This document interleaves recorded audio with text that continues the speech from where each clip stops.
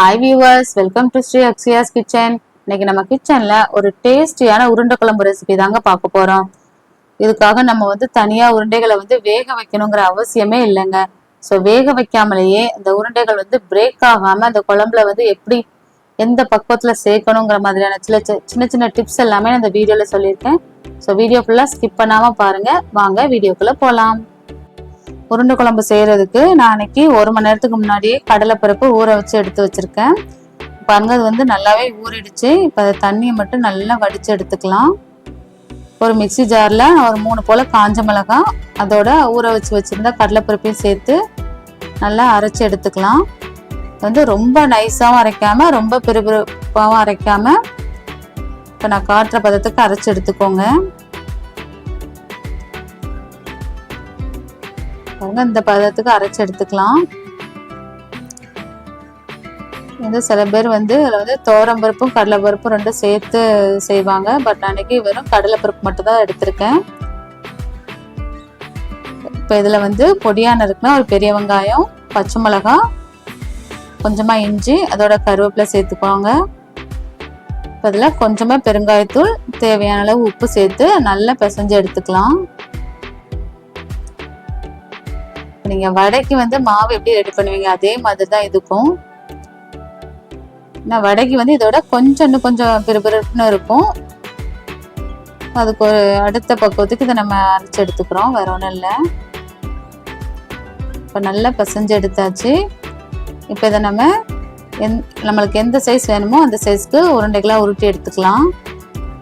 ரொம்பவும் பெருசா உருட்டிடாதீங்க. பெருசா உருட்டினீங்கன்னா அது குழம்புல போட்டு நல்லா கொதிச்சு வரப்போ அது இன்னும் கொஞ்சம் பெருசாகும்.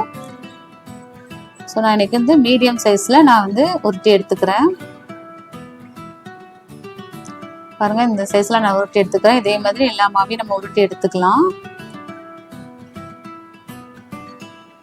இப்போ அடுத்ததா நம்ம குழம்புக்கு தேங்காய் பேஸ்ட் ஒன்று ரெடி பண்ண போறோம். அதுக்கு அன்னைக்கு சின்ன தேங்காய் ஒரு 1/2 முடி தேங்காய், 8லேருந்து 10 சின்ன வெங்காயம், கொஞ்சமா ஜீரகம் சேர்த்து கொஞ்சம் தண்ணி சேர்த்து நல்லா அரைச்சி எடுத்துக்கலாம். இதையும் ரொம்ப நைஸா அரைக்க வேணாம். ஸோ கொஞ்சம் பிறுபிறுப்புன்னு இருக்கட்டும். ஸோ அந்த அளவு நம்ம அரைச்சாலே போதும். இப்போ ஒரு பாத்திரத்துல நல்லெண்ணெய் சேர்த்துக்கோங்க. ஏன்னா நல்லா காஞ்சதுக்கு அப்புறமா அதுல 1 ஸ்பூன் அளவுக்கு கடுகு உளுந்தம் பருப்பு, ஒரு 1/4 ஸ்பூன் அளவுக்கு வெந்தயம் சேர்த்துக்கலாம். இப்போ கடுகு நல்லா வெடிச்சு வெந்தயம்லாம் நல்லா வறுப்பட்டதுக்கு அப்புறமா இதுல பொடியா நறுக்கி வச்சிருக்க சின்ன வெங்காயத்தை சேர்த்துக்கோங்க. நான் இன்னைக்கு 2 நறுக்கி வச்சிருக்கேன் சின்ன வெங்காயத்தை. சின்ன வெங்காயம் இல்லாட்டி ஒன்றும் பிரச்சனை இல்லை, நீங்க பெரிய வெங்காயத்தை கூட பொடியா நறுக்கி சேர்த்துக்கோங்க. இப்போ இதோட 2 பச்சை மிளகாய் சேர்த்துக்கலாம். அடுத்ததா ஒரு கொத்து கருவேப்பிலை சேர்த்துட்டு நல்லா வதக்கி விட்டுக்கோங்க.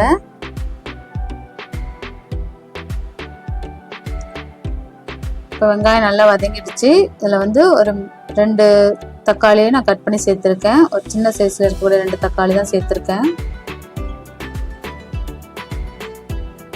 இப்போ தக்காளி வெங்காயம் எல்லாமே நல்லா வதங்கி வரட்டும்.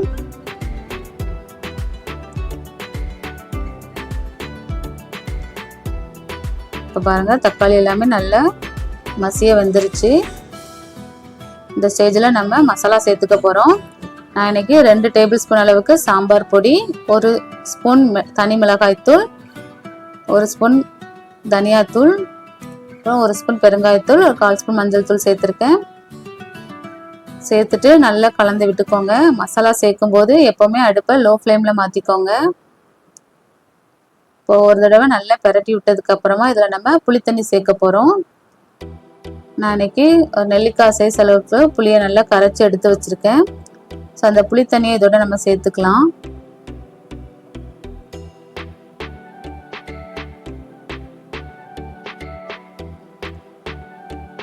பாருங்க, புளித்தண்ணி சேர்த்தாச்சு. இப்போ இதோட நம்ம கொஞ்சம் தண்ணியும் சேர்த்துக்கலாம்.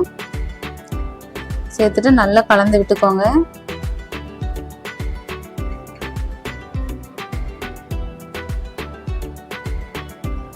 இப்போ இந்த குழம்புக்கு தேவையான அளவு உப்பு சேர்த்துக்கலாம். நான் உப்பு கொஞ்சம் கம்மியாகவே சேர்த்துக்கோங்க. ஏன்னா நம்ம அடுத்து உருண்டைகள் சேர்க்க போகிறோம். அந்த உருண்டையிலையுமே நம்ம உப்பு சேர்த்துருக்கோம். இப்போ இந்த புளியோட பச்சை வாசனைலாம் போய் நல்லா கொதிச்சு வரணும். பாருங்க குழம்பு நல்லா கொதிச்சிருச்சு. இந்த டைம்ல நம்ம அரைச்சி வச்சிருந்த தேங்காய் பேஸ்ட் இருக்கு இல்லையா, அதை இதோட நம்ம சேர்த்துக்க போகிறோம்.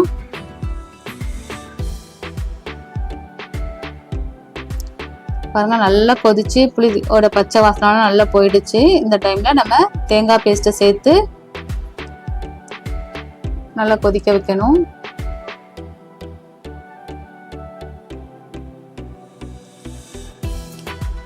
இப்போ இதில் இன்னும் கொஞ்சம் தண்ணி கூட நம்ம சேர்த்துக்கலாம். சேர்த்துட்டு நல்லா கலந்து விட்டுக்கோங்க. இது நல்லா கொதிக்கட்டும். இப்போ நல்லா கொதிக்கும் போது அடுப்பை வந்து மீடியம் ஃப்ளேமுக்கு மாற்றிட்டு நம்ம உருட்டி வச்சுருக்க உருண்டையை இந்த இதில் நம்ம சேர்த்துற வேண்டியதுதான். அங்கே உருண்டைகள் சேர்க்குற வீடியோ மிஸ் ஆயிடுச்சு. ஸோ இப்போ வந்து நல்லா குழம்பு கொதிச்சிருச்சு. அதை வந்து நான் மீடியம் ஃப்ளேமுக்கு மாற்றிட்டு இந்த உருண்டைகள் எல்லாமே இந்த குழம்பு நல்லா முங்குற அளவுக்கு நல்லா சேர்த்துக்கோங்க. பாருங்க இது வந்து லைட்டாக மேலே தெரியுது. ஸோ இதை மட்டும் நான் லைட்டாக கரண்டி வச்சு நல்லா தள்ளி விட்டுக்கிறேன்.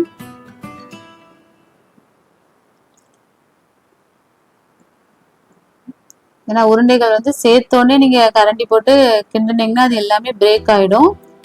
அப்போ இந்த உருட்டி வச்ச உருண்டை எல்லாமே சேர்த்துட்டு ஒரு மூடி போட்டு அந்த மீடியம் ஃப்ளேம்லேயே வச்சு நல்லா கொதிக்க விடுங்க.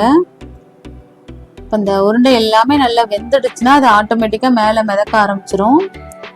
இப்போ தெரியுதா உங்களுக்கு, ஒன்று ஒன்றா அங்கங்கே மிதந்து வர ஆரம்பிக்குது. ஸோ இப்போ இந்த ஸ்டேஜில் நீங்கள் கலந்து விடலாம். ஃபஸ்ட்டே நீங்கள் உருண்டை எல்லாமே சேர்த்த உடனே நீங்கள் கலந்து விட்டுட்டிங்கன்னா அது எல்லாமே பிரேக் ஆகி இந்த குழம்போட நல்லா கரைஞ்சிரும். ஸோ எப்போவுமே குழம்பு நல்லா கொதிக்கணும். நல்லா கொதிச்சு வரப்போ அதை வந்து மீடியமில் மாற்றிட்டு நீங்கள் ஒவ்வொரு உருண்டையாக வந்து இந்த குழம்புல சேர்க்கணும். இப்போ குழம்பு நல்லா கொதிச்சு உருண்டைகள் எல்லாமே நல்லா வெந்து வந்துடுச்சு. இப்போ இந்த ஸ்டேஜில் பொடியாக நறுக்குனா கொத்தமல்லி சேர்த்துட்டு நம்ம அடுப்பை ஆஃப் பண்ணிடலாம். பாருங்க எல்லாமே நல்லா மேலே மிதக்க ஆரம்பிச்சிட்டு பார்த்தீங்களா. இப்போ மிதந்துச்சுனாலே நம்மளுக்கு வந்து நல்லா வெந்துடுச்சுன்னு அர்த்தம். எப்பவுமே இந்த உருண்டைகள் வந்து இந்த குழம்புல முங்கணும். அந்த அளவுக்கு நம்ம உள்ள முங்கி இருந்தாதான் அது நல்லா வெந்து வரப்போ நல்லா மிதந்து வரும். இப்போ நம்மளுடைய குழம்பு நல்லா சூப்பராக ரெடி ஆயிடுச்சு. இப்போ நம்ம அடுப்பை ஆஃப் பண்ணிடலாம். பாருங்க உருண்டைகள் எல்லாமே ஒன்று கூட பிரேக் ஆகாமல் எல்லாமே நம்ம போட்டது அப்படியே இருக்குது. ரொம்ப சூப்பராக ரெடி ஆயிடுச்சு.